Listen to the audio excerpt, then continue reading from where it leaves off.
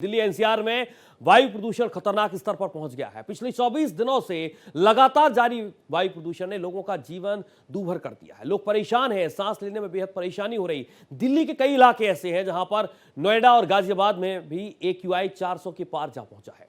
दिल्ली प्रदूषण नियंत्रण समिति, केंद्रीय प्रदूषण नियंत्रण बोर्ड और IMD के आंकड़े भी चौंकाने वाले हैं।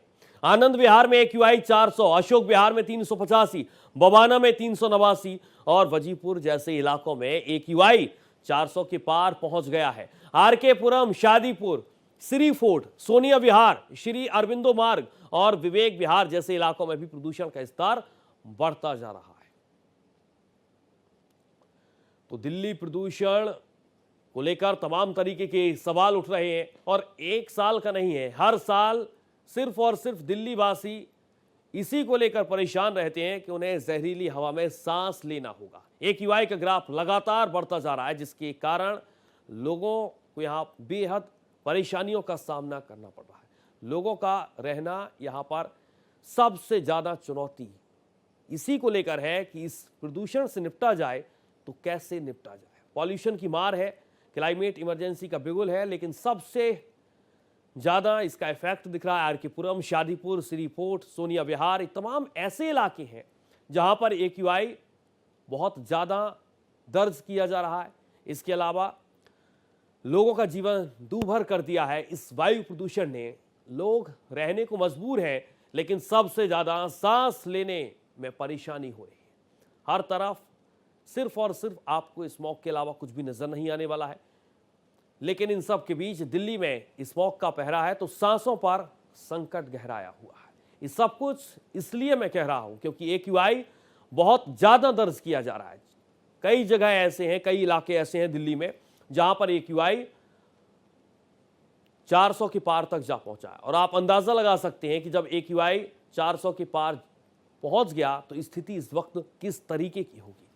पॉल्यूशन की मार है और सेहत पर वार है, लेकिन सबसे बड़ी चुनौती सिर्फ एक साल नहीं बल्कि हर साल यही रहती है कि इस प्रदूषण से निपटा जाए तो कैसे निपटा जाए। हमारे संवाददाता आदित्य द्विवेदी मेरे साथ लाइव जुड़ चुके हैं, जिनसे हम जानने और समझने की कोशिश करेंगे दिल्ली के अलग अलग इलाके क्या कह रहे हैं AQI के मद्देनजर। आदित्य, सवाल तो आपसे तमाम है, लेकिन सबसे बड़ा सवाल यही है कि हर साल इसी का इंतजार करते हैं कि आखिरकार इस वायु प्रदूषण से कब निजात मिलेगी। फिलहाल तो नहीं मिलने वाली, चाहे दिल्ली के जितने महत्वपूर्ण इलाके हैं AQI 400 के पार तक दर्ज किया जा रहा है। क्या कहेंगे? और इसके लिए सरकारों से लेकर प्रशासन, मतलब अब सवाल भी करना इसलिए महत्वपूर्ण हो जाता है कि क्या ऐसा किया जाए ताकि जब अगले साल हम और आप इस पर बातचीत करें तो इस पर बातचीत ना हो। और सूर्या, फिलहाल तो अभी नहीं लगता है कि अगले कुछ सालों तक हम लोग जब बात करेंगे सर्दियों में तो कोई और बात करें, क्योंकि उसकी वजह है कि पूरे दिल्ली NCR में एक ऐसे मास्टर प्लान की ज़रूरत है जो पूरी तरह से लागू किया जाए। यानी कि पेड़ ना काटे जाएं, लेकिन विकास के नाम पर पेड़ कट रहे हैं। हरित क्षेत्र बढ़ाया जाए, यानी कि ग्रीनरी को और ज़्यादा प्रोत्साहित करना चाहिए। बारिश के वक्त में जब वृक्षारोपण होता है और तमाम तरह से पौधे लगाने का काम शुरू होता है तो वो उतना फलीभूत नहीं हो पाता, कहीं ना कहीं वो कागजों तक रह जाता है। इसके अलावा जो बात जाम की है, एक जाम भी बहुत बड़ी समस्या है दिल्ली के पोल्यूशन की। तो जो ग्रेप 3 के नियम लागू किए गए हैं और जो ग्रेप 3 के नियम है वो बहुत सख्त हैं, उन नियमों को लागू तो कर दिया गया है, लेकिन फिर भी वो सारे नियम भी नाकाफी साबित हो रहे हैं। वजह है कि जो प्लानिंग वर्षों पहले होनी चाहिए थी वो आज तक नहीं हो पाई है।